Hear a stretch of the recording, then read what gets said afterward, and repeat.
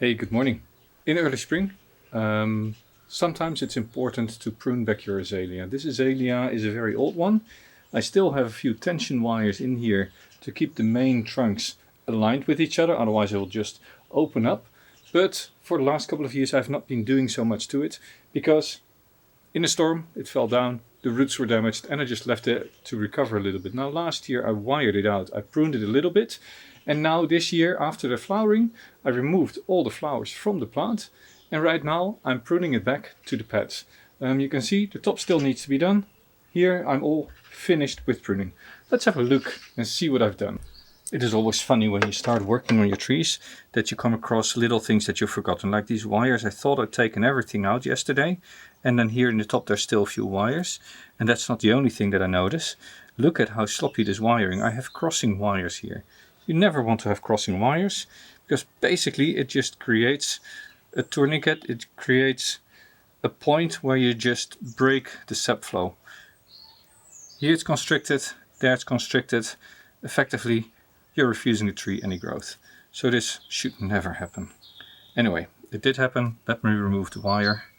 You can tell I am unwinding rather than clipping it off because this is thin aluminium wire that comes off quite easily, and it is easier to do it this way than just to clip it off, I find. Make sure you don't rotate the wire too much because then it might damage the bark. Just lift it off, so to speak. In order to develop flower pads on an azalea, you sometimes need to prune back. Don't do this too often, because if you do it too often, it weakens the plant. So I typically only do this every 2 or 3 years, and then I prune it back completely. As you can see, there's no leaves left here on these branches whatsoever. That is no problem, because it will start sprouting all along these branches. An azalea has the ability to sprout branches on every node. So if you look at an azalea branch and you see there's a dot there, a dot there, there's a dot there. These are all points where there used to be leaves, and at that point it can start growing. Normally what you'll see in spring is that once you've removed the flower, there's going to be 3, 4, 5 young branches coming out from each flower bud. By leaving it in place, you'll not get any branches here in the back. However, if you say I'm going to clip that off, then all these buds are activated to start pushing. Do this every few years and you can create an increasingly dense branch network.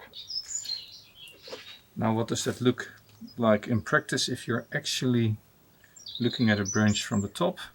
Here there's 2 young branches and 2 more mature branches. In this case I want the pad to stay long, so I'm just clipping the ends. This will stimulate buds to start growing.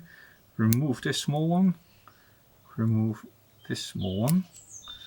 Here again there is multiple branches. I'm going to remove this extension growth. And because it's the edge of a pad, I'm going to remove the vertical one and the end buds. Same here, you look at the branches, what is in there. One coming up, keep that short. Another one coming up, keep that short. You can of course also just first remove all the leaves and then check what you've left, right? You don't need to do it all in one go. But there, this is a nice ramified branch section. Here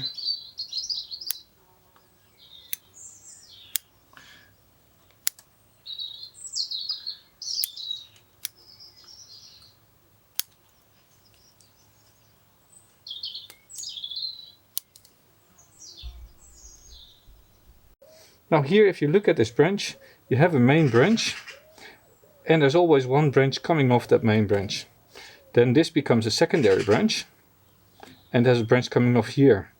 With one side branch it goes on and it splits in 2. Same here, one side branch, the same here. So there is continuously branching coming off the main branch. Now what you're looking for is always having 2-way splits, and I don't like very long bare sections. So what I'm doing, if I find one, this is a very long bare section, and I just trim it back. That way you create ever increasing ramification. If you don't do that, and you can see that here I've used wire to get a little bit of movement, but I should, when the branch was young, have cut back all the way here. Now here you see there's a three-way split, and I could say, well, I want this branch to extend further. Remove the inner one.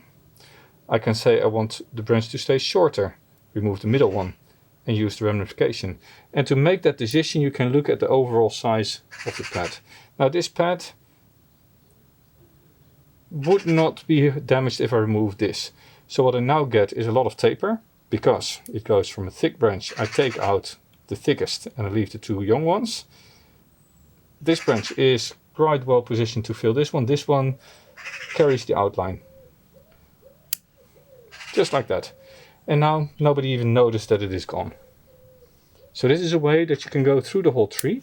Yes, you will lose a bit of ramification in the tree, but that is fine, because the amount of budding that you're going to get through this action will result in lots and lots of new branches on the inside. This is how you basically build a pad.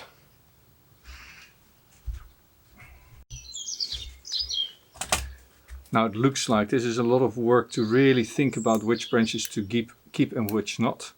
But in practice it, of course, quite a quick process. You just go through the tree and you look at, oh yeah, this branch looks at the right place, this one doesn't, and you just very quickly thin out all these branches. Don't make it too big of an issue which branch you clip.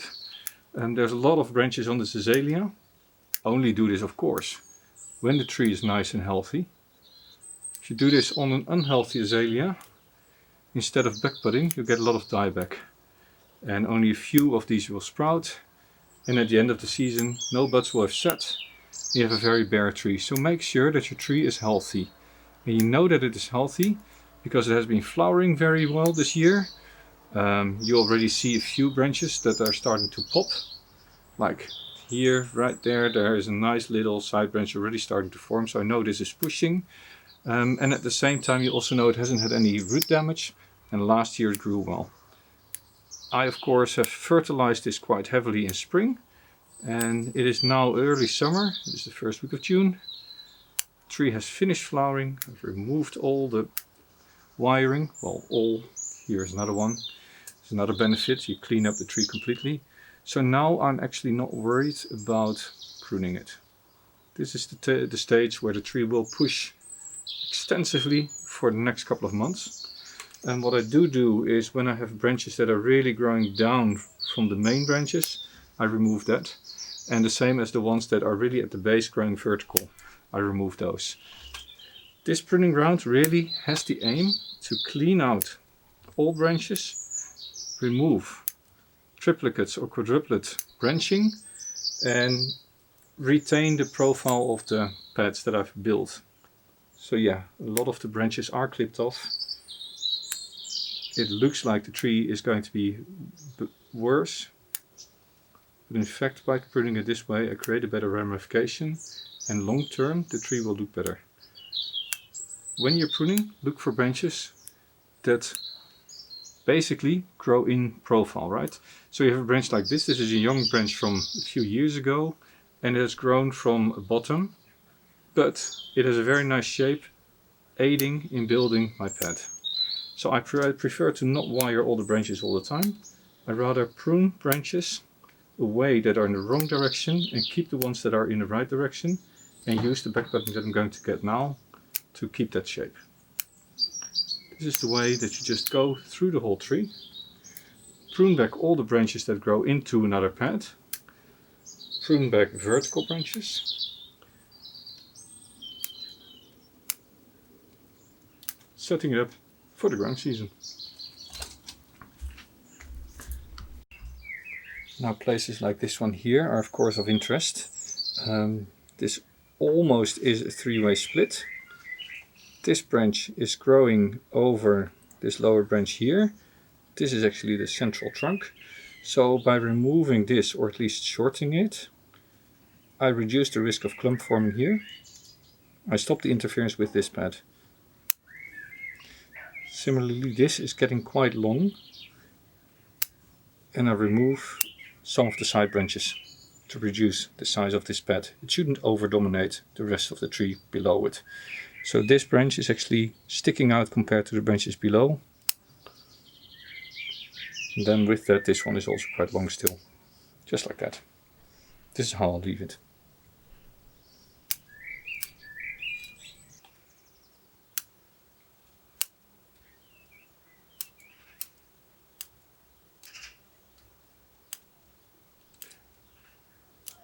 Keep in mind, azalea is basally dominant, so you can prune the bottom of the tree more than the top of the tree. Very interesting. This is effectively not a tree, it is a shrub. Therefore it grows branches down low more easily than up top.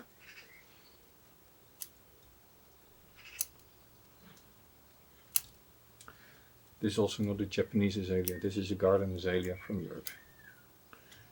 Lots and lots of branches here cluttering up the crown, thinning it out a little bit to create air, movement, light on the inside of the canopy, and with that better growth. Did I mention? Make sure your tree is healthy before you do this work.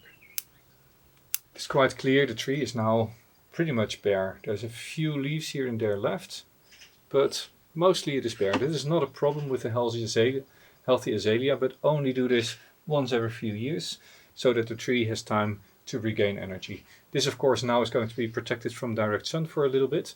Going to fertilize it, make sure it never dries out, and in a couple of weeks this should be completely green again. Note how the pads are now nice flat at the bottom, slightly rounded on the top, and create nice plateaus for the flowers to rest on.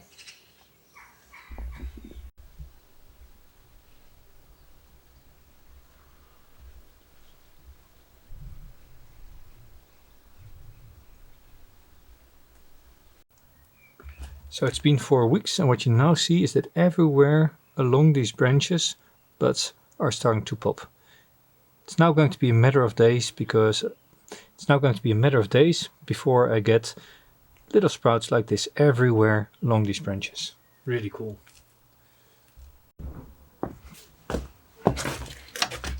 Well, slowly but surely everything is starting to push now. And hardly any of the branches that I clipped died off. I think this is going to be a very, very nice result. We're now in the middle of July. We are now in the middle of July.